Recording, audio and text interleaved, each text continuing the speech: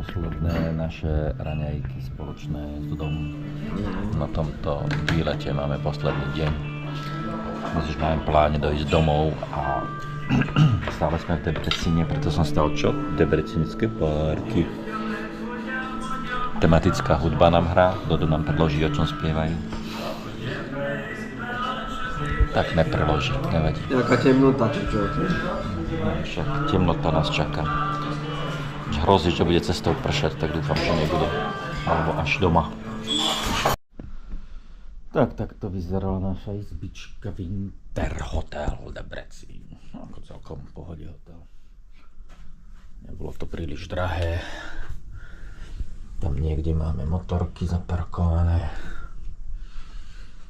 A tak. Tak sa balíme a vyrážame na poslednú spanilú jazdu. Posledný krát zdržujem Doda. Chudák už nachystaný tu stojí. A ja tu ešte kamerujem. A už má nervy. Ale už dneska to snáď vydrží. Odchádzame z posledného hotelíka z Debrecína. Smerujeme, už asi pôjdem po diaľnicách, lebo má pršať, tak aby sme nezmokli príliš. Však Dodo. Je to v poriadku, dáme si nepremoky, máme. Ideme, vyrážame.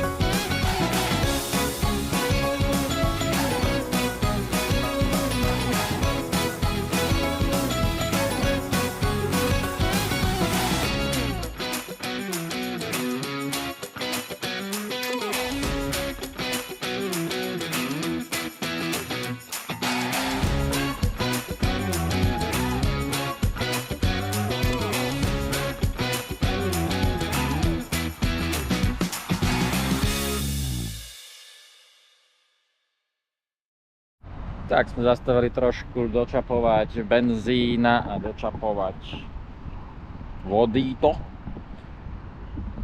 Našli sme si také miestečko v tieni. Dobre. Debilné stole majú, mriežkované a nestojí tam fľaša. Takže už asi len jednu zastávku dáme potom cestou a už sa rozdelíme a dojdeme domov. Áno. Uvidíme, v Bratislave že vraj prší furt, takže snad to odíde, kým tam ja dojdem.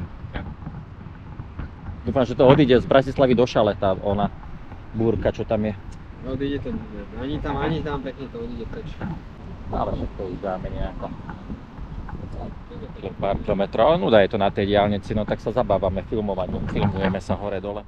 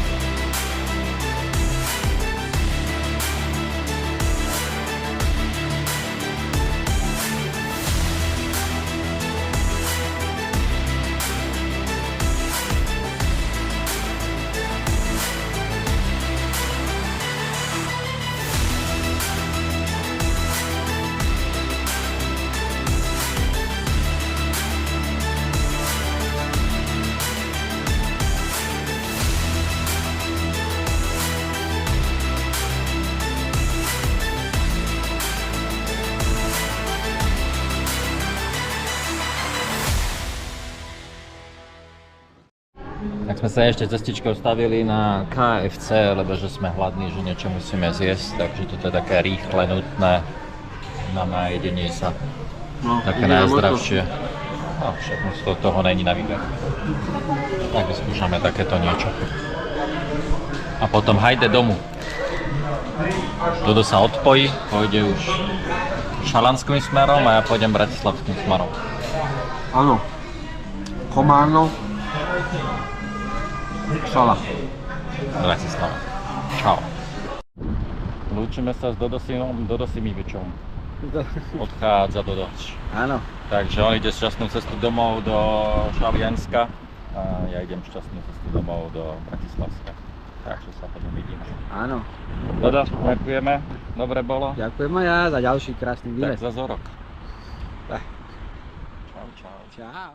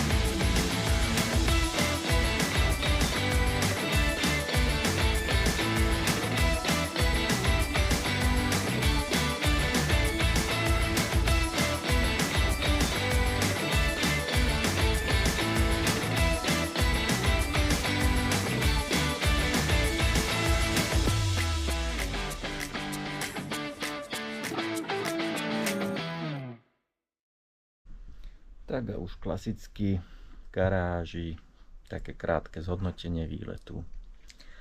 Mňa osobne Rumunsko veľmi prekvapilo pozitívne. Je to super krajina, ktorá sa veľmi zlepšila určite za posledné roky. Pre nás to Rumunsko bolo vždycky taká krajina, kde zatiahnuť okienka a čo najrýchlejšie prejsť a nezastavovať tam, aby nás tam neukradli, cez ktorú sa iba prechádzalo, keď sa išlo niekde do Turecka alebo niekam. Teraz ako krajina, do ktorej sme išli spoznať a pojazdiť, výborná krajina. Musím povedať, že cesty sú z veľkej časti na veľmi dobrej úrovni. Som povedal, 80% ciest je takmer nových alebo veľmi dobrých. Tých 20% áno, nájdú sa aj cesty, ktoré nie sú také dobré, ale z väčšej časti sú veľmi dobré. Určite lepšie, ako na Slovensku by som povedal. Taktiež by som povedal, kvalita služieb výborná.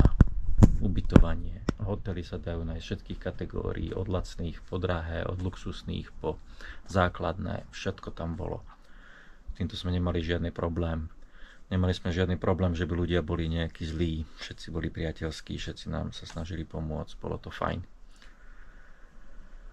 Takže určite odporúčam Rumunsko pre všetkých, hlavne pre motorkárov, tie horské cesty, všetky tieto prejazdy, všetky, ktoré sú tieto všetko, hej, tie sú úžasné, akože fakt dobré a pekné a málo kde to človek takéto niečo zažije.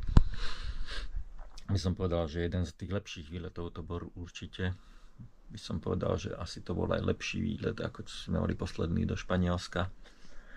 Aj tým, že to nie je tak strašne ďaleko, tak človek sa tak neunaví, než tam dojde a môže si to tam trošku viacej užiť. Tento výlet bol asi taký viacej pohodovejší, robili sme asi menej kilometrov denne, ako sme zvykli predtým robiť, ale zase sme si to tak viacej nejako užívali a v tých horských a zákrutových cestičkách to bolo akože fajn a veľmi, veľmi veľa zážitkov, ako ste určite videli. Takže myslím, že to určite stálo za to a odporúčam. Taktiež teraz sme boli 4 a tentokrát to bolo, myslím, že všetko OK, všetko v poriadku a neboli žiadne problémy a bolo to všetko fajn. Takže hodnotím veľmi pozitívne tento výlet. Veľmi rýchlo to ubehlo. Kľudne by som tam ešte vydržal ešte ďalší týždeň. Stále bolo čo pozerať, stále bolo kam ísť, čo by sa dalo ešte popozerať. No, tak mali sme 2 týždne, tak sme popozerali to, čo sme postihali za 2 týždne. No. Našťastie sme nezmokli ani cestou domov, takže to bolo všetko super. Taktiež musím spomenúť, že všetky motorky fungovali bez problémov. Musím zaklopať, nemali sme ani jednu poruchu.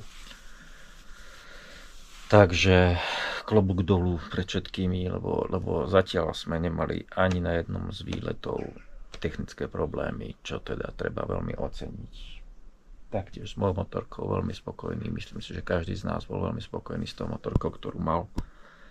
A bolo to veľmi fajn. No. Takže teraz sa bude treba postarať zase o motorku, umyť ju, premazať všetko, čo sa dá. Lebo chudinka dostala fakt, že zabrať, je fakt špinavá, neumrel som ju ani raz. No, môžeme začať plánovať a vymýšľať, kam pôjdeme zase o rok. Nejakú takú severnú krajinu, alebo Francúzsko. Uvidíme. Turecko možno. Porozmýšľame. Ale tento výlet, akože hovorím, bol, myslím si, že z tých podarených. Dobre. Ak ste vydržali pozerať všetky časť, ďakujem za sledovanie.